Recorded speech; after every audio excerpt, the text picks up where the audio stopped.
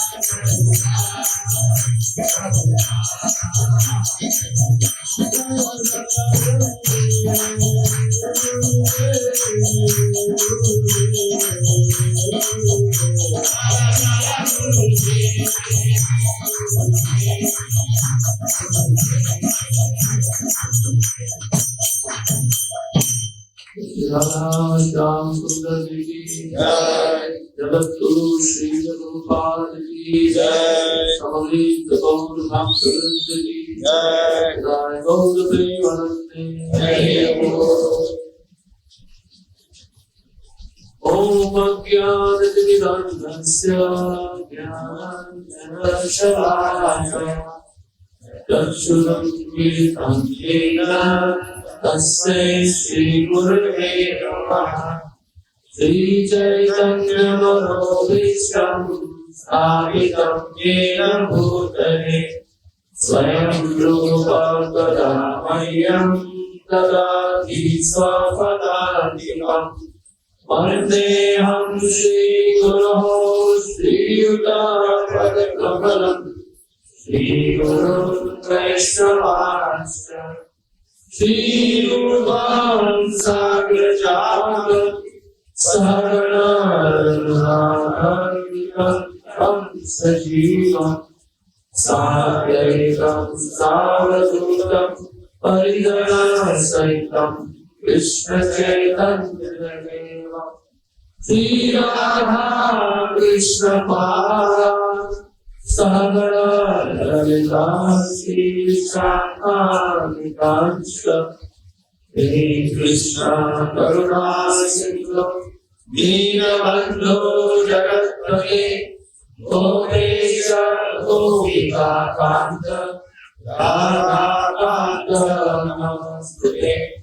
तप्त काञ्चन गौराङ्गी राधे वृन्दावनेश्वरी विश्वानुसुते देवी प्रणमामि हरिप्रिये। मानस्याकल्पतरुभ्यश्च कृपासिन्धुभ्यैव च पतितानां पावनेभ्यो वैष्णवेभ्यो नमो नमः। नमो महावदन्याय कृष्णप्रेमप्रदायते कृष्णाय कृष्णचैतन्य नामेवोरतिशे नमः। नमः ॐ विष्णुपादाय कृष्णपृष्ठाय भूतले श्रीमते लोकनाथ स्वामीति नामिने। नमः ओम विष्णुपादाय कृष्णपृष्ठाय भूतले श्रीमते भक्तिवेदांत स्वामीति नामिने। नमस्ते सरस्वती देवे गौरवाणी प्रचारिणे निर्विशेष शून्यवादी पाश्चात्य देशतारिणे। जय श्री कृष्ण चैतन्य प्रभु नित्यानंद श्री अद्वैत गदाधर श्रीवासादि गौर भक्तवृंद। हरे कृष्णा कृष्णा कृष्णा हरे हरे हरे राम राम राम हरे हरे।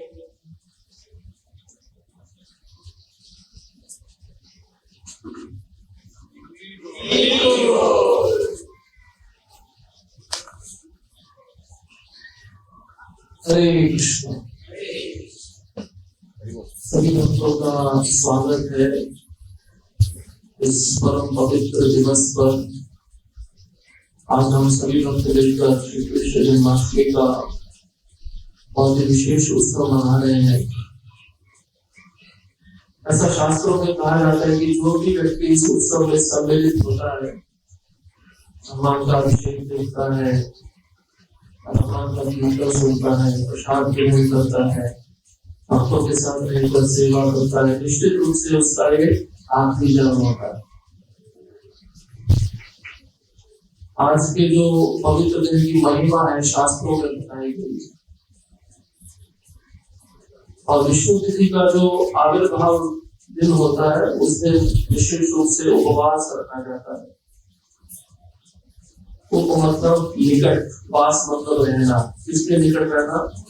भगवान के निकट रहना है, भगवान के भक्तों के निकट रहना जो सदैव भगवान की सेवा में लगे रहते हैं।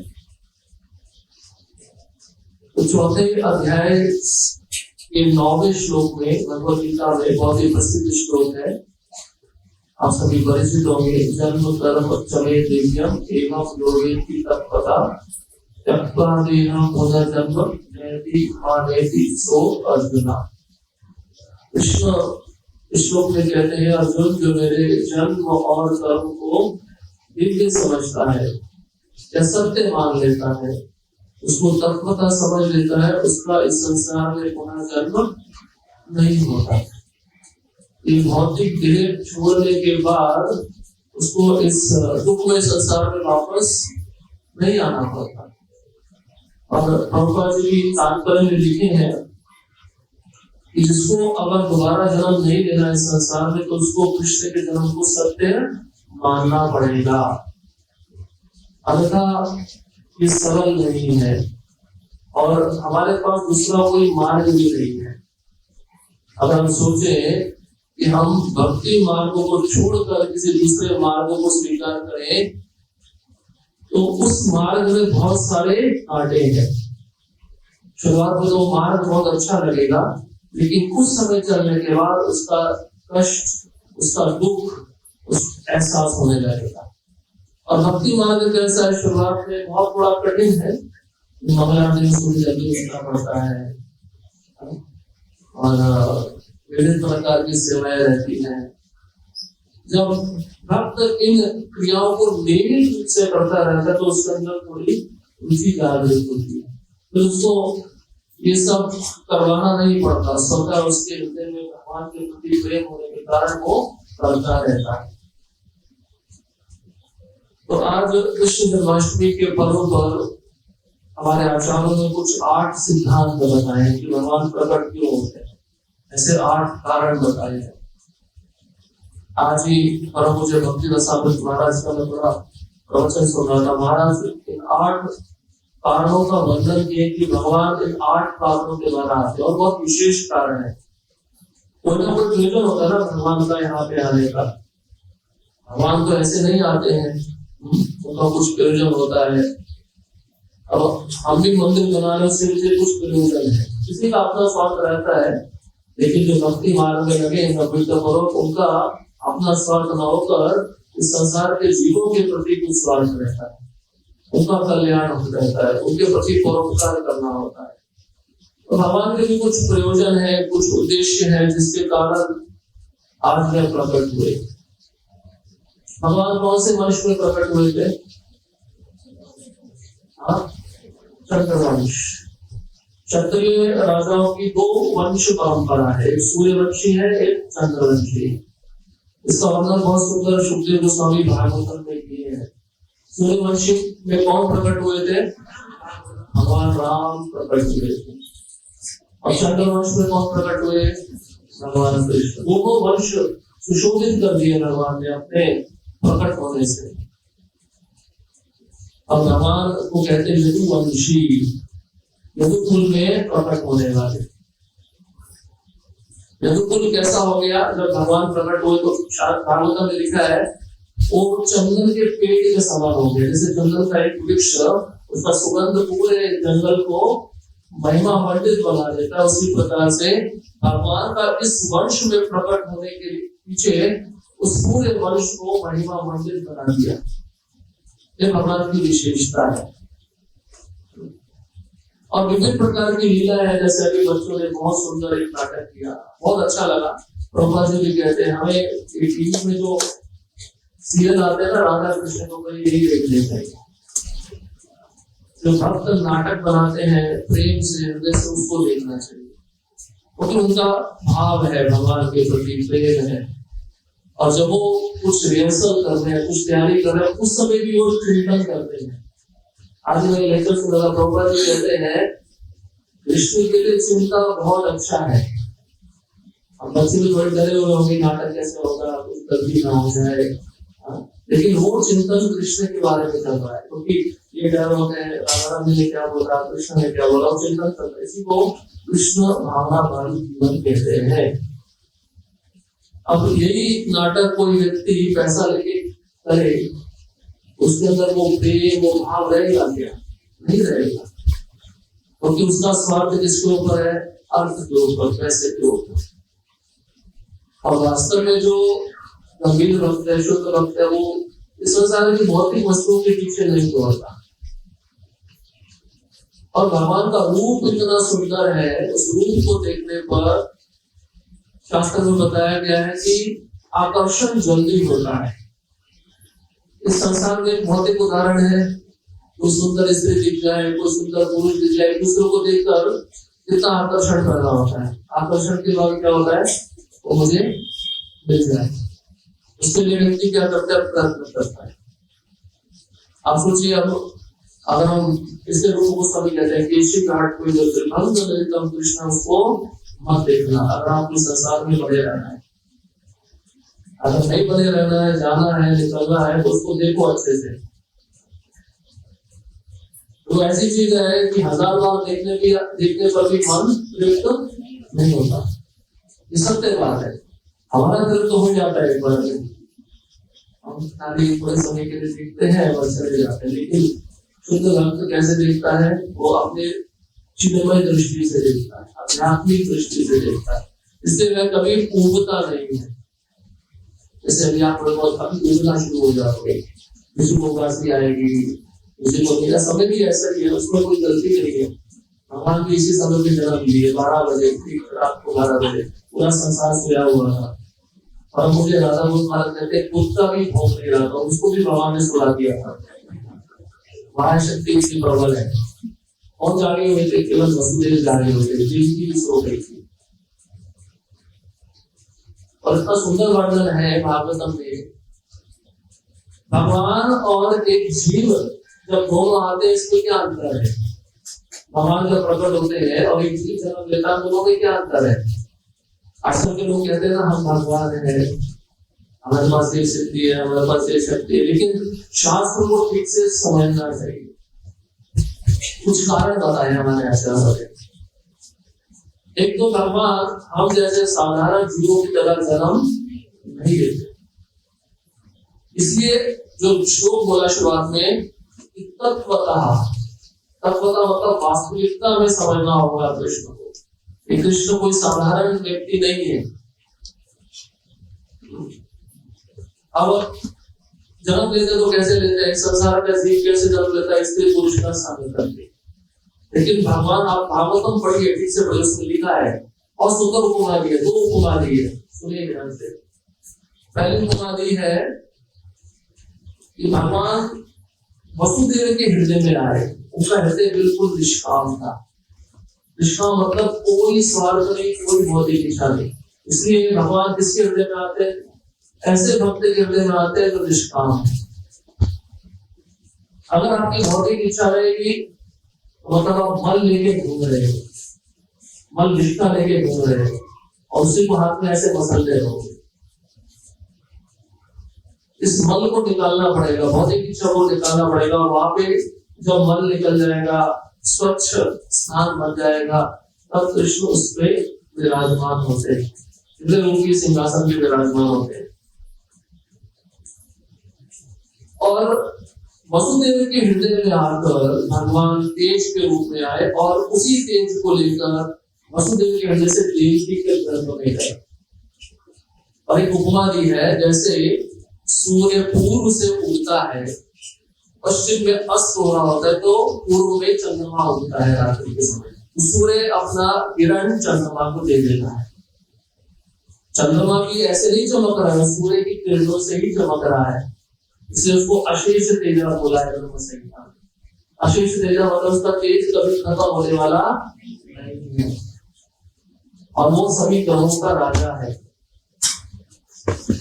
तो जैसे वसुदेव ने भगवान के तेज को देवकी के गर्भ में प्रदान किया, उसी प्रकार से सूर्य ने अपने तेज को चंद्रमा को प्रदान किया। और दूसरी उपमा है, जब तक शिष्य, गुरु शिष्य का संबंध नहीं बताया, देवकी जो है वो शिष्य है, वसुदेव गुरु है। जब तक शिष्य का हृदय निर्मल नहीं होता, आज्ञाकारी नहीं होता, तब तक उसको ज्ञान गुरु से प्राप्त नहीं होगा। देवकी आज्ञाकारिणी थी, पतिव्रता थी, सत्यत्व था उसके अंदर, इसलिए भगवान वसुदेव के हृदय से देवकी के गर्भ में आए। उसी प्रकार से जब शिष्य आज्ञाकारी होता है, निर्मल होता है और गुरु की आज्ञा का पालन करते हुए बिना किसी भौतिक इच्छा के सेवा करता है, तो गुरु क्या देते हैं, दिव्य ज्ञान, हृदय प्रकाशिका, उसको दिव्य ज्ञान देते हैं। और फिर दिव्य ज्ञान देता हूँ, शिष्य क्या करता है, संसार के भौतिक शस्त्र रूपी माया से युद्ध करता है और जीत जाता है, क्योंकि उसके ऊपर गुरु की कृपा रहती है। अब देवकी के गर्भ में आ गए तो इतना सूर्य की तरह चमकने लगी देवकी, इतना तेज बढ़ गया कि कोई उसको देख भी नहीं सकता। भागवत में लिखा है, कोटि कोटि सूर्यों की किरणें देवकी के शरीर से निकल रही थी। अब यहाँ तक पहुंच जाते हैं, अब हम मनुष्य पे आते हैं। मनुष्य जब जन्म लेता है तो कोई किरण दिखती है आपको, सब होना ही दिखता है, होना ही दिखता है ना। जन्म लेते हुए भी होता है, मरते समय भी होता है, बीच में भी होता है। इसमें कैसे होता है, मुझे ये नहीं मिला, मुझे वो नहीं मिला, इसने मेरे को ये बोल दिया, उसने मेरे को वो बोल दिया, और मरते समय तो बहुत रोना पड़ता है, ये संसार की आसक्ति, वो संसार की आसक्ति। भगवान आए भी खुश प्रसन्न, बीच में रहे भी खुश प्रसन्न, और जाते समय भी बात पड़ी है, भागवत में लिखा है, व्याध ने जब तीर मारा द्वारका में, तो वहां पे भगवान बड़े प्रसन्न हुए, मेरा जाने का समय आ गया। और देवता का ऊपर से पुष्पों वर्षा कर रहे थे, वो आग्रह कर रहे थे कि भगवान आप जाओगे अपने धाम में, तो हमारे घर से होते हुए जाना। भगवान बोले, मैं किसी के घर में नहीं जाता, अपने भक्तों के हृदय में रहता हूँ। और भगवान एकदम से अदृश्य हुए, सीधा गोलोक पे पहुंच गए। इसका भी हम आज उल्लेख करेंगे थोड़ा सा। अब भगवान का प्रकटते और जीव का जन्म, आप इसको तुलना करके देखिए। कृष्ण जब कंस के कारागृह में प्रकट हुए तो उनके 4 हाथ थे, अभी आज के जमाने में बच्चा 4 हाथ लेके पैदा होगा तो पहले माँ बेहोश हो जाएगी। ये कैसा बच्चा जन्म ले लिया। आज हम पसंद पढ़ रहे थे, भगवान कृष्ण रुक्मिणी के साथ परिहास कर रहे थे, मजाक कर रहे थे, बहुत कुछ उल्टा सीधा बोला। भगवान की इच्छा होती है मुझे इससे थोड़ा क्रोध भरे शब्द सुनने हैं, हमेशा मेरी सेवा करती रहती है। भगवान को डूबते निकालते, उसको क्रोध दिलाने के लिए, उसका गर्व नीचे करने के लिए उसको बोलते भाई मैं तो भिखमंगा था, मेरे पास कोई शक्ति नहीं, कोई वैभव नहीं, तूने मेरे को चुन लिया। बहुत सारे राजा थे, उनको चुन लेती, हमें सुनकर रुक्मिणी बेहोश हो गई। और भगवान कृष्ण 2 हाथों को और प्रकट करके रुक्मिणी को 2 हाथों से पांव को उठाते हैं और एक हाथ से उसके सिर को सहलाते हैं, एक हाथ से उसको पंखा करते हैं। भागवत में वर्णन है भगवान जो आद्य शक्ति वो रुक्मिणी है और रुक्मिणी की सेवा कर रहे हैं भगवान, 2 हाथों को उन्होंने प्रकट कर दिया। ठीक है, अब वही चर्चा चल रही, तुलना करना। अब भगवान के 4 हाथ थे तो हम 2 हाथ लेके जन्म लेते, कभी कभार 2 हाथ नहीं होते, आप कटोरी में निकलते, गारंटी नहीं बता सकते। उसके बाद भगवान ने अद्भुत लीला की। भगवान जब जन्म लिए तो अपने माता पिता को ज्ञान दे रहे हैं, उन जन्म में दोनों कौन थे। अपने पहले बोलते हैं तुम कृष्ण और सुतपा थे, तुमने 10,000 साल तपस्या किया, इतनी भीषण तपस्या किया मेरे को पुत्र के रूप में प्राप्त करने के लिए। और दूसरा जन्म बताया तो अदिति और कश्यप थे, तो मैं वामन के रूप में आया था। अभी तुम्हारा तीसरा जन्म। कोई बच्चा ऐसा देखता है जन्म लेते हुए माता पिता का भी तीसरा जन्म बताया। ये है भगवान, समझना जरूरी है, ये तत्व जानना जरूरी है। हम खाली क्या देखते हैं, रासलीला देखते हैं, भगवान ने रासलीला किया। भगवान की कोई इच्छा नहीं थी। भागवतम में लिखा है जो मोहम्मद ने 16,100 रानियों को चुराया था, भगवान जैसे प्रवेश किए उनका रूप इतना सुंदर था, उसको देखते रानियां बोली मनी मनाइयों को पति के रूप में चाहिए। कृष्ण नहीं चाहते थे, वो रानियां चाहती थी जो मोहम्मद की कैद में। अब भगवान जानते उनके मन की बात, भगवान ने बोला ठीक है, भगवान ने द्वारका भिजवा दिया, 16,100 रूप लेके वैसे भी बात किया, एक साथ एक ही समय पे और विभिन्न पहलुओं में। इस तत्व को जानना होगा कि कृष्ण कोई साधारण मनुष्य नहीं है। अब प्रॉब्लम क्या होती है, चलो नारायण तो साधारण नहीं, उसके 4 हाथ है, लेकिन कृष्ण साधारण है, उसके 2 हाथ है। हमारी तरह वो गाय चलाता है, बंसी बजाता है, हम भी बंसी बजा सकते हैं, गाय भी चला सकते हैं, है ना। समस्या यहाँ पे आती है। लेकिन कृष्ण की दूसरी भी लीला है, कौन सी लीला है, कालिया के पंख काटना, गिरिराज को धारण करना, इसको भी सुनना चाहिए। इससे पता चलेगा कृष्ण तत्वतः किस उद्देश्य से प्रकट हुए। अब कोई बच्चा जन्म लेता है तो उसके सिर में बाल नहीं होते, भगवान के बहुत सुंदर बाल थे, हमारे आचार्यों ने लिखा है। अब कोई बच्चा जन्म लेता तो गहने पहन के जन्म लेता है, तो भगवान के शरीर में बहुत सुंदर अलंकार थे। और फिर देवी की थोड़ा डर जाती है, देवी की कहती है कि कंस आ जाएगा और आपको मारने का प्रयत्न करेगा, उसका वात्सल्य भाव है। हर एक माँ को अपने बच्चे का चिंता होता है, तो बोलते आप बच्चे के रूप में हो जाओ। तो भगवान अपने भक्त का आज्ञा का पालन करते। देवकी ने जैसे बोला भगवान 4 हाथ को छुपा के 2 हाथ कर दिए और छोटे बन गए। ये भगवान की अद्भुतता है, अचिंत्य शक्ति है, जो जीव के मन इंद्रिय बुद्धि से परे है। इसलिए इस तत्व को केवल सुनने से ही समझा जा सकता है, और ठीक से हम नहीं सुनेंगे। हमने अपने कीर्तन तो बहुत अच्छे से सुना, अभिषेक भी बहुत अच्छे से देखा, लेकिन ये तत्व भी सुनना बहुत जरूरी है, क्योंकि कृष्ण कथा कृष्ण से अभिन्न है। जो आप सुन रहे हो साक्षात कृष्ण का दर्शन ही है, कानों से दर्शन है। हमारी अलग अलग इंद्रियां हैं, उन इंद्रियों के विषय हैं, उन इंद्रियों का एक विषय है श्रवण। जब आप उस श्रवण को भगवत संबंधी स्वरूप देते ना, पूर्ण रूप से शुद्ध हो जाती है, उसमें किसी प्रकार का विकार नहीं आता। इस भौतिक संसार में व्यक्ति के अंदर विकार है ना, कैसे कैसे लिखा है, काम, क्रोध, लोभ, मोह, मद, मात्सर्य, ये आए कहां से? ठीक है, ये आए कृष्ण से, लेकिन इसका विकृत प्रतिबिंब हम प्रदर्शित करते हैं, इसको बोलते हैं रिफ्लेक्शन, अपोजिट, विपरीत। लेकिन कृष्ण में जो विकार है वो शुद्ध रूप से है।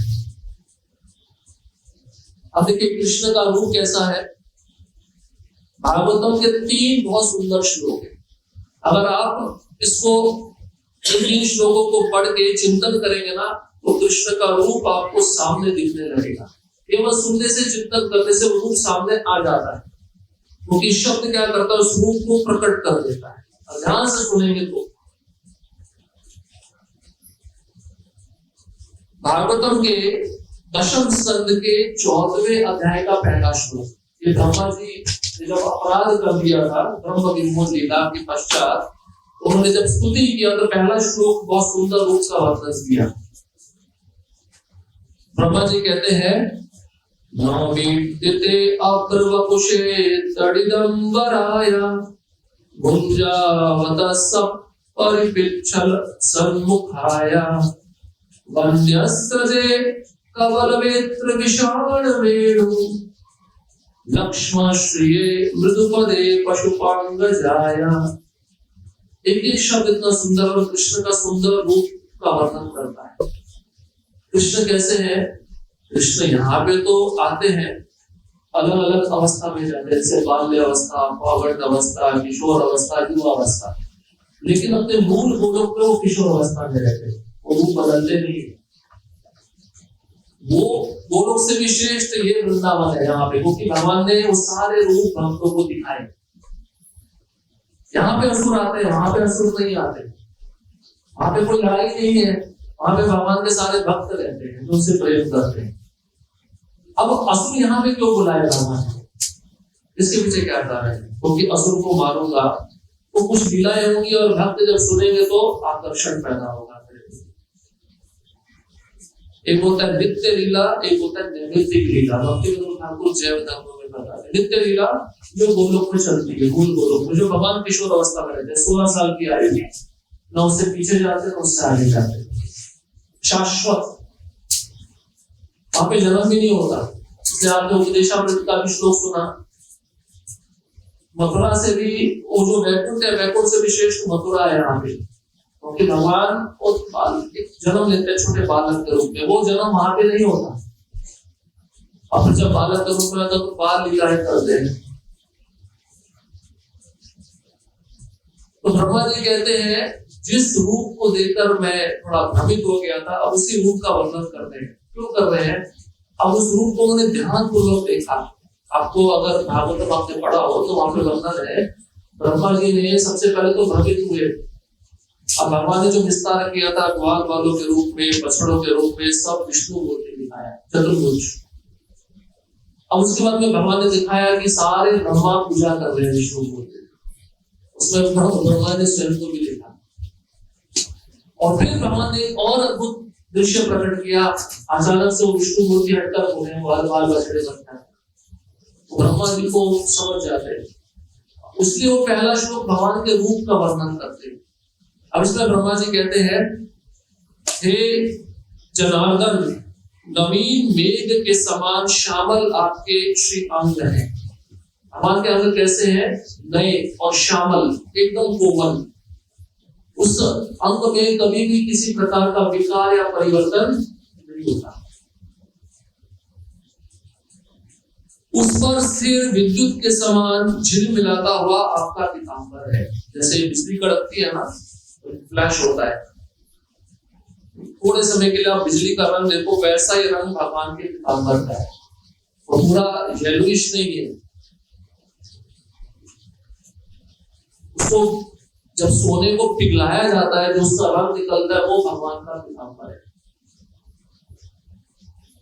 भगवान ने वैसा रंग को लिया क्योंकि राधा रानी का वैसा रंग है। अब तक कांचन हो रहा है। कोई किसी ने प्रश्न पूछा, भगवान की आंखें नीली क्यों है, भगवान का शरीर नीला क्यों है? क्योंकि राधा रानी को नीला रंग पसंद है, इसलिए भगवान ने वो रंग स्वीकार किया। फिर ब्रह्मा जी कहते हैं, आप गोपराज नंद के नित्य पुत्र हैं। गोपगण, गोपों के राजा कौन थे? नंद बाबा, उनके आप नित्य पुत्र हैं। इसका मतलब कृष्ण ब्रह्मा जी के एक दिन में किसी भी ब्रह्मांड में प्रकट होते तो वे नंद बाबा को अपना पिता चुनते हैं, यशोदा माता को अपना माता चुनते हैं। वो नित्य फिक्स है, और माता पिता का स्थान चेंज नहीं होता। ब्रह्मा जी का स्थान चेंज होता है, देवी देवताओं का स्थान चेंज होता है। आपके गले में गुंज की माला, गुंज की माला मतलब 6 प्रकार के रंग के पुष्प होते हैं जो मन में मिलते हैं, बहुत सुगंधित, और उन पुष्पों के पीछे भंवरे मंडराते रहते हैं, क्योंकि उन पुष्पों से मन टपकता रहता है। भगवान उस माला को पहनते, उस माला का नाम क्या है? वैजयंती माला। उस माला को पहनते हैं, उसको गुंजा माला भी बोलते हैं। और कानों में मकराकृति कुंडल तथा सिर पर मोर पंखों का मुकुट है। कानों में कैसे कुंडल है? मकराकृत, मछली के आकार वाले कुंडल है। और सिर पे हमेशा क्या धारण करते हैं? मोर पंख।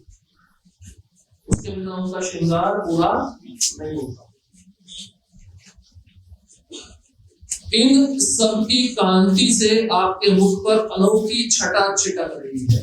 ये सब चीजें भगवान के तेज को, भगवान के सौंदर्य को बढ़ा देती है, क्योंकि ये सभी चीजें दिव्य है भगवान के नाम में। ये चिन्मय है, दिव्य है, साधारण नहीं है। ये सब वस्तुएं भगवान की आभा को, भगवान की कांति को, भगवान के तेज को बढ़ा देती है। और उसके पश्चात ब्रह्मा जी कहते हैं, वक्ष स्थल पर लटकती हुई बनमाला और नंदी सी हथेली पर दही अंध का कवल कोट। कवल कोट कहते हैं दही भात। भगवान के हाथ में एक गोला रहता है दही भात का। ब्रह्मा जी इसी को देख के पागल हुए, बोले ये भगवान कैसे हो सकता है, दही भात खा रहा है। ब्रह्मा और देवता का स्तुति कर रहे। आकाशुर का जब भगवान वध किए थे तो ब्रह्मा जी ब्रह्मलोक में बैठे थे, उन्होंने कुछ नगाड़े सुने, ध्वनियां सुनी, बोले क्या चल रहा है। ब्रह्मलोक से बाहर आके देखा, सारे देवता उत्सव मना रहे थे। देवताओं को तो पता चल गया भगवान है, लेकिन ब्रह्मा जी को अभी तक पता नहीं चला था। ब्रह्मा जी ने देखा ये जो ग्वाला है, गलिया चढ़ाता है, ये भगवान हो सकता है क्या? फिर ऊपर से उन्होंने एक और दृश्य देखा जो मधुमंगल के मुख में छाछ था, और भगवान ने सोचा यार उसको मुझे पीना है, छाछ तो बचा नहीं है। तो भगवान ने दोनों हाथों से उसके गाल पे मुक्का मारा, सारा छाछ निकल के भगवान के मुख में आ गया। बोले झूठा भी खाता है दूसरे को, हमें कल से ऐसा नहीं करना है, हमारा वो स्थिति नहीं है। जब ब्रह्मा जी ने ये दृश्य देखा तो ब्रह्मा जी बोले अब तो परीक्षा लेना पड़ेगा, अब तो मेरा कैंडिडेट बन गया। भगवान ने भी मन में सोच लिया मेरा ही पुत्र है और मेरा ही परीक्षा लेगा। और भगवान ने फिर 4 मुख थे ब्रह्मा के, उसके साथ जो लीला की आप जानते ही हैं, उसको ऐसा घुमा दिया, घर चक्कर कर दिया कि ब्रह्मा जी भी समझ नहीं पा रहे। क्यों? क्योंकि जब ब्रह्मा जी ने यहाँ से बाल कचरे चुराए, गुफा में छिपा दिए ब्रह्मलोक में, भगवान ने वैसे ही प्रकट कर दिए उधर। और वहां पे देखे ये यहाँ पे कैसे आ गए, बोले कहीं उधर से तो उठ के नहीं आ गए, उधर देखा तो उधर वहीं पे पड़े हुए हैं, इधर देखा तो इधर ही है। बोले क्या हो रहा है? बगल में वेद, एक वेद रखते हैं भगवान गाय को थोड़ा उसको डिसिप्लिन में लाने के लिए। गाय तो जब चली जाती है, मारते नहीं है, वेद रखते हैं थोड़ा डराने के लिए। और फिर कहते हैं श्रृंगा तथा कमर के फेटे में आपका अत्यंत प्रिय वेणु शोभा पा रहा है। हमारे वंशी के बिना भी रह नहीं पाते। कभी कभार राधा रानी वंशी चुरा लेती है, उसके पांव पकड़ लेते, मेरी वंशी मुझे ले दो, इसके बिना मैं जी नहीं सकता। रूप गोस्वामी कहते हैं भक्ति समर से तो में वेणु है, वंशी है, बांसुरी है, तीनों है भगवान के पास।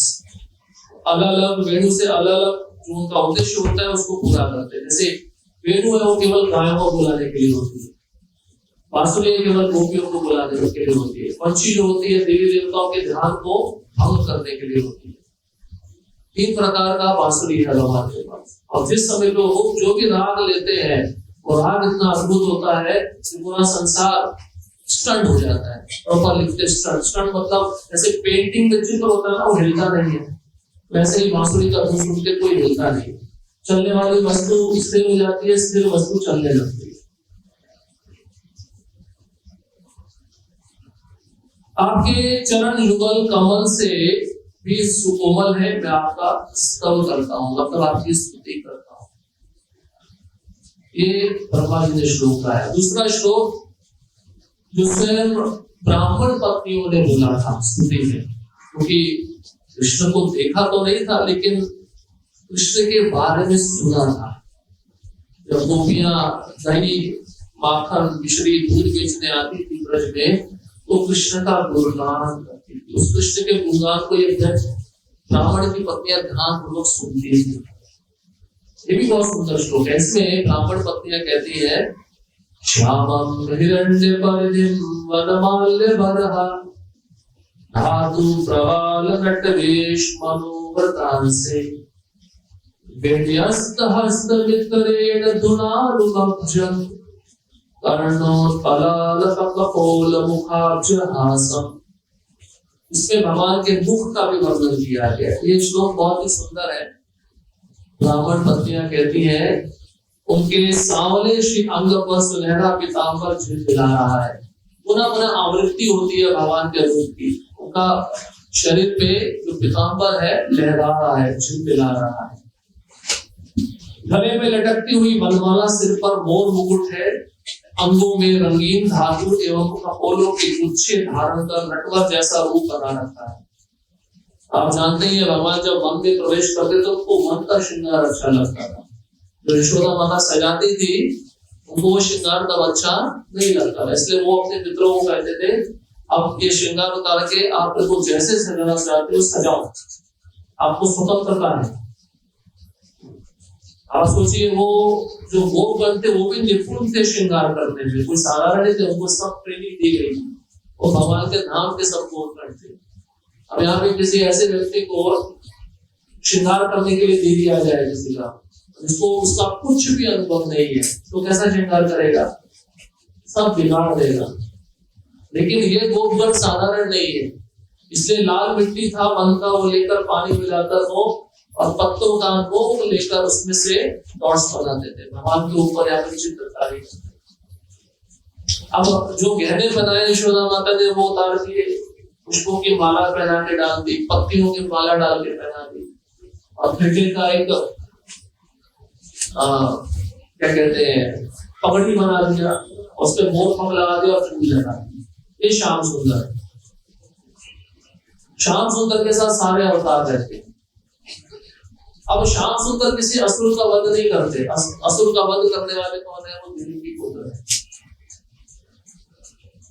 क्योंकि हमारे आचार्य जीव गोस्वामी कहते हैं कि जब वसुदेव कृष्ण को लेकर मथुरा से गोकुल की तरफ जा रहे थे तो पहले ही यशोदा माता ने खाली पुत्री को जन्म दे दिया था, पुत्र को भी जन्म दिया था, दोनों को जन्म दिया। और वसुदेव जो कृष्ण लेकर गए टोकरी में, वही कृष्ण यशोदा के कृष्ण में मिल गए।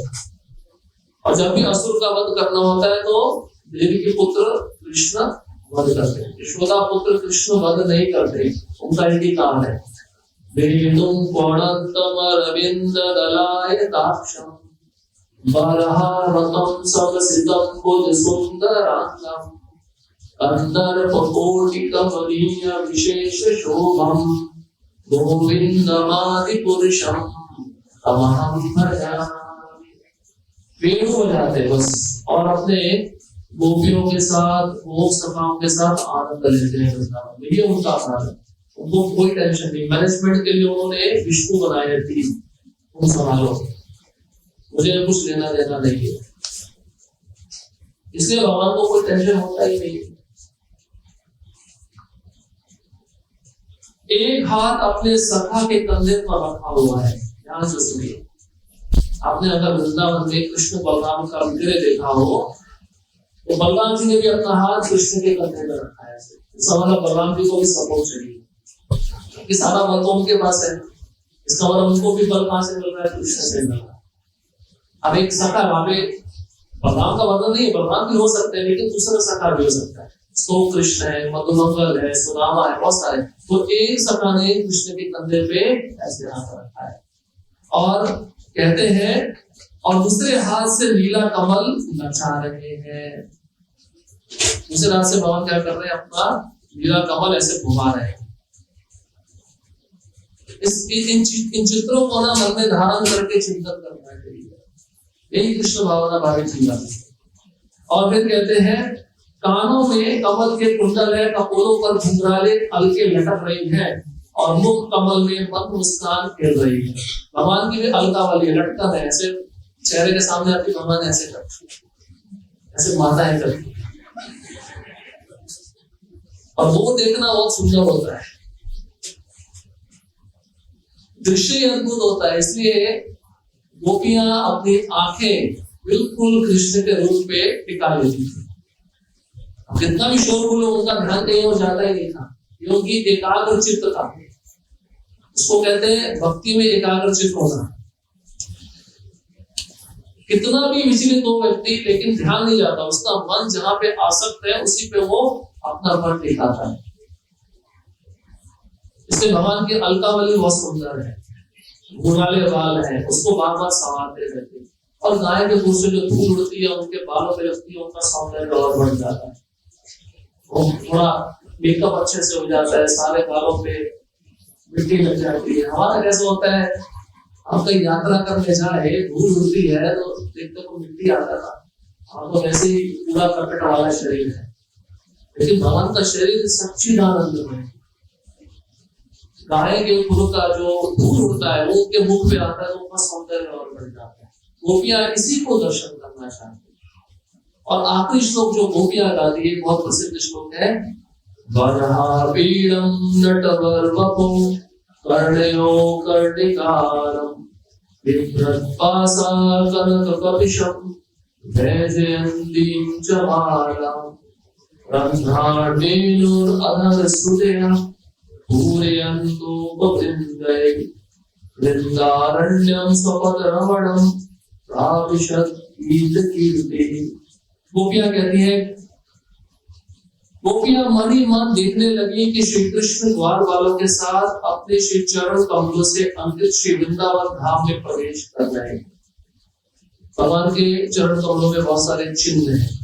जब कृष्ण चलते थे वो सारे चिन्ह वृंदावन की भूमि में छप जाते थे और भूमि उसको मिटाती नहीं थी, और उस चरण चिन्हों पे कोई दूसरा चलता भी नहीं था। भूमि देवी उसको समेट के रखती थी, उसी को देखकर चिंतन करती थी, मेरे प्रभु हैं, मेरे पति हैं जो मेरे पर चल रहे हैं। उनके सिर पर मोर पंख है और अल्हड़पन के कारण कानों में कनेर का एक फूल है। ये लीला फूल होता है कनेर का, गुरु महाराज बहुत सुंदर बताते हैं। वो फूल कभी इधर होता है कभी इधर होता है, अपन हाथ नहीं लगाते, बदलता रहता है, पोजिशन बदलता रहता है, कभी इधर कभी इधर कभी इधर कभी इधर। वो फूल भी भगवान के कान में आके नाचता है। श्री अंग पर सुनहरा पीतांबर विराजमान है, गले में 5 प्रकार की सुगंधित पुष्पों की ग्रथित वैजयंती माला है। श्रेष्ठ नट जैसा क्या ही सुंदर वेश है। वेणु के छिद्रों को वे अपने अधरामृत से भर रहे हैं। उनके पीछे पीछे ग्वालवाल उनकी लोक पावन कीर्ति का गान कर रहे हैं। इतना सुंदर वर्णन है। अब कौन मूर्ख कहेगा कि भगवान का रूप नहीं है? उल्लू को बोलो सूर्य उदय हो गया, वो आंख बंद करके बोलता नहीं सूर्य उदय नहीं हुआ। ये दशा है कलयुग के जीवों की। भगवान कैसे हैं? निराकार है, उनका कोई आकार नहीं है और वो मर चुके हैं। तो हमारे आचार्य जिन्होंने इतना सब वर्णन किया शास्त्रों में, ये क्या मूर्ख है क्या? ये प्रमाण दिया शास्त्र में, इसको पढ़ना चाहिए। तो मंद बुद्धि व्यक्ति ऐसा सोचेगा, इसकी बुद्धि में गोबर भरा हुआ है, कोई ऐसा सोचेगा भगवान मर चुके हैं, उनका कोई रूप नहीं। अब भगवान जब आते हैं तो क्या 8 कारण है वो सुनिए। पहला कारण बताते हैं पृथ्वी का बोझ कम करना। अब पृथ्वी देवी भी बोझिल हो जाती है। कैसे बोझिल हो जाती है? आप ज्यादा खा लेते हो, आपका वजन बढ़ जाता है, उससे बोझिल हो जाती है। आप ज्यादा खाते हो, आपका वजन बढ़ जाता है, तो उससे पृथ्वी का बोझ बढ़ जाता है? नहीं बढ़ता। आप जो पाप कर्म करते हो पृथ्वी को सहन नहीं हो पाता, वो पाप का फल पृथ्वी को सहन न होने के कारण बोझ बढ़ जाता है। और जब बोझिल हो जाती है तो एक गाय का रूप बनाकर किसके पास जाती है? हाँ ब्रह्मा जी के पास जाते निवेदन करती है, ऐसे असुर मेरे ऊपर घूम रहे हैं जो पाप कर्म कर रहे हैं और मेरा भार बहुत बढ़ गया है, इस भार को कम करने के लिए आप कुछ उपाय लीजिए। इसलिए पाप कर्म से बचना चाहिए। पृथ्वी इतने बड़े समुद्रों को, इतने बड़े पहाड़ों के भार को सहन कर लेती, लेकिन पापी व्यक्ति के भार को वो सहन नहीं कर सकती। तो आप सोचिए, वो तो द्वापर युग की बात थी, अभी तो कलयुग चल रहा है, बढ़ ही रहा ना पाप। लेकिन शुक्र मनाओ, इस्कॉन के भक्त है, कीर्तन चल रहा है, वो खुश है। ये इस्कॉन संस्था नहीं होती अभी तक कोई ना कोई भगवान का अवतार हो चुका होता। भक्ति में वातावरण चल रहा है, धर्म का अनुशीलन हो रहा है। इसके पहला कारण है भगवान के प्रकट होने का पृथ्वी का बोझ कम करना। और पृथ्वी कौन है? भगवान की पत्नी है, भूदेवी है। और भगवान देखिए कोई पक्षपात नहीं करते। पृथ्वी का पुत्र था नरकासुर, भौमासुर। भगवान ने अपने पुत्र का ही वध किया। भगवान ने ये नहीं देखा कि मेरा पुत्र है, इसको नहीं मारना चाहिए। नहीं, भगवान जो धर्म है उसका पक्ष लेते हैं। और वराह रूप में भगवान ने पृथ्वी को धारण किया। तो पहला कारण है भगवान के प्राकट्य का पृथ्वी का बोझ कम करना। दूसरा है असुरों का उद्धार करना। अब भगवान प्रकट होते हैं, भक्तों के लिए प्रकट होते हैं या असुरों के लिए होते हैं? दोनों के लिए होते हैं, क्योंकि भगवत गीता में श्लोक है, परित्राणाय साधूनां विनाशाय च दुष्कृताम् और धर्म संस्थापनार्थाय संभवामि युगे युगे। तीन कारण बताए, एक साधुओं की रक्षा, एक असुरों का नाश और धर्म की स्थापना।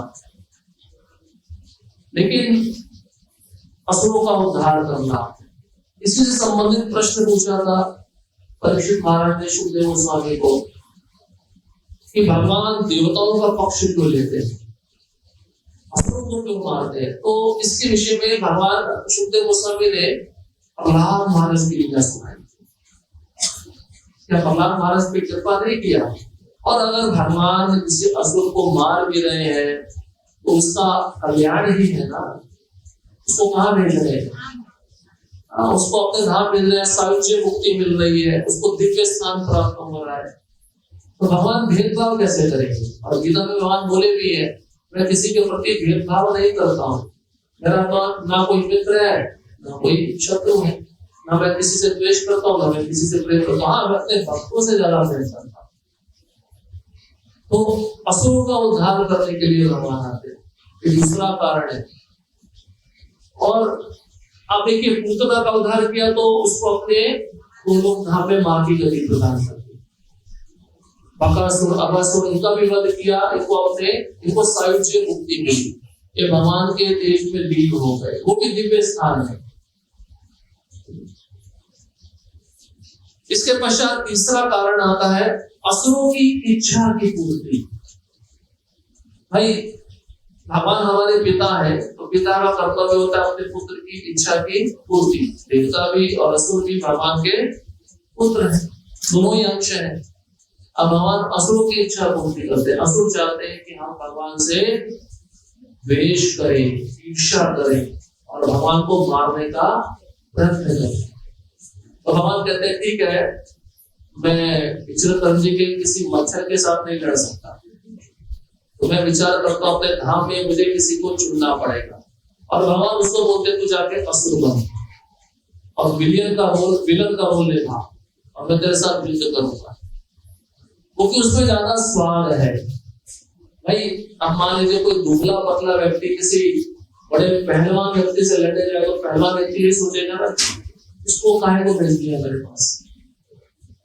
भाई लड़ना है तो समान बल वाले से लड़ना चाहिए। तो भगवान अपने समान बल वाले के साथ ही लड़ना चाहते हैं, इसलिए वो अपने धाम में किसी को चुनते हैं। वो भी बहुत सौभाग्यशाली भक्त होता है और वो मान लेता है, ऐसा नहीं कहता तो जी ये सेवा मुझे अच्छी नहीं लगती, दूसरी सेवा दे दो, ऐसा नहीं है। तो भगवान वहां पर डिसिप्लिन है, जो सेवा दी है उसको मानना पड़ता है और वो खुशी से करते हैं। विष्णु पितामह को भी ये रोल दिया था भगवान ने। कई लोग पूछते हैं विष्णु पितामह 12 महाजन में से क्या उन्होंने कौरवों का पक्ष क्यों लिया? ठीक है, 12 महाजन में से क्या उनको सारे तत्व पता है, उनको पता है कृष्ण भगवान है, लेकिन कृष्ण ने बोला था मैं आपके साथ वीररस देना चाहता हूँ, इसलिए आपको कौरवों का पक्ष लेना। बिना बोले विष्णु पितामह चुपचाप वीरन के पार्टी में चले गए। उनको पता नहीं है, सब कुछ पता है हमको, उसे कुछ तत्व सिद्धांत छुपा हुआ नहीं है। जो व्यक्ति तीनों की शैया में युधिष्ठिर महाराज को पूरा ज्ञान दे रहा है, हर एक का धर्म बता रहा है, वर्ण बता रहा है, उसका कर्तव्य बता रहा है, क्या उसको कृष्ण के बारे में नहीं पता है? और अंत में क्या स्तुति किया विष्णु पितामह ने? यही कहा कि जब इच्छा मृत्यु के कारण जब कृष्ण मेरे समक्ष रहेंगे तभी मैं शरीर छोड़ूंगा। और कृष्ण ने पार्थसारथी का रूप भी उनको दिखाया। कितने भाग्यशाली थे। अर्जुन को वह रूप नहीं दिखता था क्योंकि अर्जुन भगवान के पीछे खड़ा रहता, लेकिन विष्णु पितामह को दिखता था। कितना सुंदर रूप। तो इच्छा, असुरों की इच्छा पूर्ति के लिए भी भगवान आते हैं। उसके पश्चात चौथा कारण है स्वयं की इच्छा पूर्ति। अब भगवान की भी इच्छा है, ऐसा तो नहीं भगवान जड़ है, पत्थर है, भगवान को भी इच्छा होती है भैया मुझे भी अलग अलग रस दे रहे। अब इसलिए विविधता है। आप सोचिए राधा रानी के साथ कोई एक ही रस में रहते हैं भगवान, कभी वो रुक जाते तो मनाती है। ऐसा तो नहीं है कि राधा रानी को वीर रस के साथ मुक्का मार दिया, तलवार के साथ लड़ लिया, ऐसा नहीं है। और अपनी इच्छा पूर्ति करने के लिए भगवान विविध रसों में यहाँ पे आकर भक्तों के साथ लीला करते हैं। जैसे 5 मुख्य रस है, 7 गौण रस है।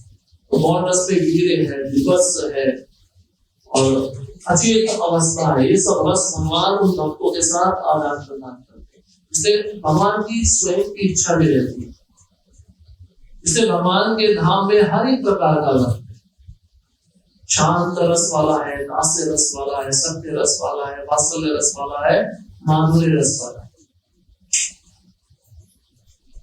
फिर अगला कारण है भक्तों की रक्षा करना। परित्राणाय साधुनां। प्रहलाद महाराज की रक्षा की हिरण्यकशिपु ने पूछा, प्रहलाद जिसका नाम लेता है, जिसका स्मरण करता है, आज मैं तेरे को मारने वाला हूं, क्या मैं तेरे को बचाने आएगा क्या?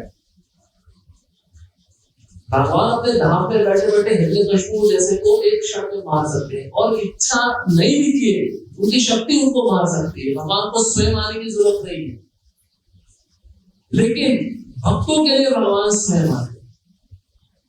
एक बार अकबर ने बीरबल को पूछा, बीरबल को बोले तुम्हारा भगवान हर समय भक्तों का रक्षा करने आ जाता है, भक्तों का रक्षण करने क्यों आता है? अपने पार्षदों को भेज दे, अपनी शक्तियों को लगा दे। बीरबल ने बोला इसका उत्तर मैं आपको समय आने पे दूंगा, आप थोड़ा प्रतीक्षा करो। नौका विहार हो रहा था राजा का, उस अकबर का पोता था और बीरबल थे, और अचानक अकबर का पोता वो नौका से गिर जाता है पानी में। उसको बचाने के लिए अकबर तुरंत कूद जाता है, तो पोते को बचा लेता है। अब बीरबल पूछते हैं अरे आपके सैनिक भी थे, आप उनको बता सकते थे ना अपने पोते को बचाने के लिए, आप स्वयं क्यों गए? बोले आपने जो प्रश्न पूछा था उसका उत्तर मैं दे रहा हूं, आप समझे? बोले कौन सा प्रश्न? आपने पहले पूछा था ना भगवान अपने भक्तों का रक्षण करने के लिए स्वयं क्यों आते हैं? इसलिए भगवान को अपने भक्तों से प्रेम है। भागवत के 9वें स्कंद में आप पढ़िए, भगवान कहते हैं मैं अपने भक्तों के हृदय में रहता हूँ और भक्त मेरे हृदय में रहते हैं। ऐसा नहीं कि हम माला जपते हैं, भगवान भी एक ही साथ सब भक्तों की माला जपते हैं, लेकिन हमारी माला नहीं जपते, शुद्ध भक्तों की माला जपते हैं। भगवान अपने भक्तों का रक्षण करने के लिए स्वयं आते हैं। आप गजेंद्र का भी उदाहरण देखिए, गरुड़ बड़े आराम से चल रहा था, उसकी स्पीड बहुत है। भगवान ने बोला ये ऐसे जाएगा तो मर जाएगा गजेंद्र, तुरंत भगवान ने गरुड़ को छुड़ा और एक क्षण में वहीं पे पहुंच गए, तुरंत गजेंद्र का उद्धार किया। द्रौपदी उदाहरण है, जब निर्वासन हो रही थी द्वारका में थे भगवान और वो बुला रही थी गोविंद मेरे को बचाओ। भगवान रुक्मिणी माता खिला रही थी, अब चिंतन द्रौपदी का हो रहा है। भगवान स्वयं नहीं गए लेकिन वस्त्र के रूप में वहां पे पहुंचे थे। भगवान अपने भक्तों का स्वयं रक्षण करना उनको आनंद आता है। आप पिता है, माँ है, अपने बच्चे का स्वयं रक्षण करना चाहेगी तो अपने पास ही रखती, किसी को देती नहीं। कभी कभार लगता है कि नया बालक जन्म है, इसको नजर ना लग जाए, है ना, उसको उतना प्रेम से रखती है। ऐसे भगवान अपने भक्तों को उतना प्रेम से रखते हैं। आपको पता है जब हिरण्यकशिपु ने प्रहलाद महाराज को पहाड़ से गिराया, भगवान नीचे ही खड़े थे, वो गोद में ले लिया। विष्णु पुराण में पूरा वर्णन है प्रहलाद महाराज की लीला। जरा सी भी तकलीफ प्रहलाद महाराज को भगवान ने होने नहीं दी। अब हिरण्यकशिपु ने सोचा कि जो जहर से मार देगा उसको, जहर पिलाया, वो जहर अमृत बन गया। भगवान ने अनंत शेष संकर्षण को बोला, अरे तुमको सांपों के राजा हो, मेरे भाई हो, सारा जो जहर है उसको अमृत में उनके लिए क्या है, कुछ भी नहीं। क्यों? कि वो भक्त पूर्ण शरणागत है, उसकी कोई इच्छा नहीं है। भगवान हमारे साथ भी ऐसा व्यवहार कर सकते हैं, लेकिन अभी वो कंडीशन नहीं आई। हम पूर्ण शरणागत, हमारी इच्छाओं, अभी अपनी इच्छाओं के शरणागत है। अभी मन में चल रहा होगा बाहर प्रसाद में कौन सा आइटम है, आज क्या बनाया है, क्या मिलेगा। जब ये ध्यान कृष्ण की कथा को छोड़कर किसी दूसरी जगह में जाता है, इसको कहते हैं विक्षेप। और विक्षेप हर समय हमको हमारे मन में बाधा डालता है। इसे शास्त्र कहता है नित्यम भागवत सेवया सततम कीर्तयन्तो मां। भगवान में सततम नित्यम शब्दों का प्रयोग किया। सतत होना चाहिए, नित्यम होना चाहिए। अगला कारण बताते हैं, असुरों का वध करने से भक्त प्रसन्न हो जाते हैं। भगवान के आविर्भाव का ये भी कारण है। आपने देखा होगा जब हिरण्यकशिपु का वध होता है, या भगवान ने जितने भी असुरों का वध किया ब्रजधाम में, वृंदावन में, तो भगवान के ग्वाल वाल कितने खुश होते थे, भगवान का गुणगान करते थे। भगवान चाहते हैं मेरा गुणगान हो, वही अंश लेकर हम क्या अच्छा ना, वही गुण लेकर हम भी सोचते हैं हमारा भी कोई गुणगान करे। तो जब कृष्ण गोवर्धन लीला कर लिए थे, उसके पश्चात क्या देखिए ग्वाल वालों ने अपने कंधे पर उठा लिया कृष्ण को। अरे तो इतना बलशाली है, दिखने में कांगड़ी लगता है, कांगड़ी पहलवान, लेकिन दिखने में बहुत बल है तेरे अंदर। और पूरे नगर में घुमाया था कृष्ण को कंधे पे उठा के। हर एक असुर के वध के पश्चात सारे ग्वाल वाल कृष्ण को उठा के ऐसे नाचते थे। भगवान देखना चाहते हैं मेरे भक्त बहुत ज्यादा प्रसन्न हो। भगवान अपने भक्तों से ज्यादा लीला करते हैं, असुरों से इतना लीला नहीं करते। प्राकट्य का कारण यही है, भक्तों को आनंद देना, भक्तों को खुशी देना। और इसके आगे एक कारण बताते हैं, भक्तों का प्रेम श्री कृष्ण के प्रति बढ़ जाता है जब असुर भक्तों के जीवन में बाधा डालते हैं। कालिया लीला में जब 2 घंटे तक कालिया ने अपने कुंडली में कृष्ण को फंसा लिया। कृष्ण कभी फंस सकते हैं, लेकिन 2 घंटे उन ब्रजवासियों का जो बेड़े था, प्रेम का इतना बढ़ गया था। हम उस प्रेम को देखना चाहते, इससे वो प्रकट होते हैं। जब कोई वस्तु से आपको प्रेम और वस्तु आपसे बिछड़ जाए, आपको ऐसा लगे कि वो वस्तु अब नहीं मिलेगी, तो आपका चिंतन कैसा होता है, आपका भाव कैसा होता है? चिंतन तीव्र हो जाता है ना, चिंतन बढ़ जाता है ना, और वो बढ़ते बढ़ते इतना हो जाता है कि वो ब्रजवासी अपना प्राण छोड़ने को तैयार हो जाते हैं। आप पढ़िए क्या वो सोच रहे कृष्ण नहीं रहेंगे तो हमारे रहने का क्या अर्थ है? ये प्रेम है। इसलिए भगवान प्रकट होते हैं उन भक्तों के भाव को बढ़ाने के लिए, उस प्रेम को और निरंतर आगाध बनाने के लिए। ये भगवान का प्राकट्य इस कारण से होता है। और अंतिम कारण है, जो साधक भक्त इस भौतिक जगत में रह रहे हैं, वो नित्य लीला में कैसे प्रवेश करें? अंतिम कारण क्यों? क्योंकि यहाँ पे जो लीलाएं होती है, असुर आते हैं। देखा जाए तो वृंदावन धाम हम बोलते हैं बहुत अच्छा है, लेकिन हमेशा चिंता वाला धाम रहता है। चिंता मतलब हमेशा विश्वासियों के अंदर चिंता रहती है, अभी कौन सा असुर आएगा, अब कृष्ण के साथ क्या होगा, वो चिंता में रहते थे, वो चिंता वाला धाम है भौतिक दृष्टि से, लेकिन आध्यात्मिक दृष्टि से वृंदावन धाम कैसा है? एकदम परिपूर्ण है अपने अब सच्चिदानंदमय, वहां पे किसी प्रकार का कलेश नहीं है। लेकिन अब भगवान चाहते हैं जो पृथ्वी पे भक्त रह रहे हैं मेरे, वो मेरे नित्य लीला में कैसे प्रवेश करें। नित्य लीला जो गोलोक में सदैव चलती रहती है, जैसे अभी बताया किशोर अवस्था 16 साल की आयु में भगवान वो लीला करते रहते, वहां पे जन्म नहीं लेते, क्योंकि भगवान पहले से ही जन्म तो यहाँ में लेते हैं, असुर इस वृंदावन में आते हैं। तो उन भक्तों को ये लीला दिखाकर, इस लीलाओं के प्रति आकर्षित कराकर, इन लीलाओं का जब भक्त श्रवण करेंगे, चिंतन करेंगे और अपना मन मुझ में एकाग्र करेंगे, तब उनको अधिकार मिलेगा मेरे नित्य धाम में प्रवेश करने का। मतलब नैमित्तिक लीला को बारंबार श्रवण करने से कैसे नित्य लीला में प्रवेश किया जाए, भगवान का यह आखिरी कारण होता है इस भौतिक जगत में प्रकट होने का। इसलिए जो मनुष्य शरीर हमको मिला है वो साधारण नहीं है। ये सब क्रियाएं हम समझ सकते हैं, भगवान के जो आविर्भाव के 8 कारण इसको समझ सकते हैं और श्रवण कर सकते हैं। बारंबार श्रवण करने पर क्या होगा, हमारा मन उसमें लग जाएगा, आसक्त हो जाएगा।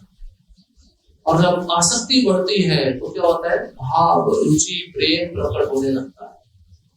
इस संसार में भी हम देखते हैं ना, जिस वस्तु का हम ज्यादा उसके बारे में सुनते हैं, चिंतन करते हैं, वही वस्तु हम उसके प्रति आसक्त होते हैं। अब वही वस्तु जो भी हमारे मन में, उसको हटा के अगर हम कृष्ण का चिंतन करें, जैसे आज जन्माष्टमी है, पूरे समय में भगवान प्रकट होने वाले। जन्माष्टमी केवल भारत में ही मनाई जाती, पूरे पृथ्वी पे मनाई जाती, और यहाँ तक कि देवता भी मनाते हैं, देवता भी जानते हैं कृष्ण कौन है। और देवताओं को तो अलग से वैभवशाली पूजा, वैभवशाली सामग्री से भगवान की अर्चना करना आता है, क्योंकि उनके पास मनुष्य से ज्यादा प्रखर बुद्धि है, मनुष्य से ज्यादा अधिक सुख सुविधा है, लेकिन उनके पास निष्काम भावना नहीं है जो पृथ्वी पर रहने वाले भक्तों के पास हो सकती है। इसलिए जो जन्म हमें भारतवर्ष में मिला है, देवता भी उस जन्म को लेने के लिए तरसते हैं और इस उत्सव में भाग लेने के लिए ललायित रहते हैं।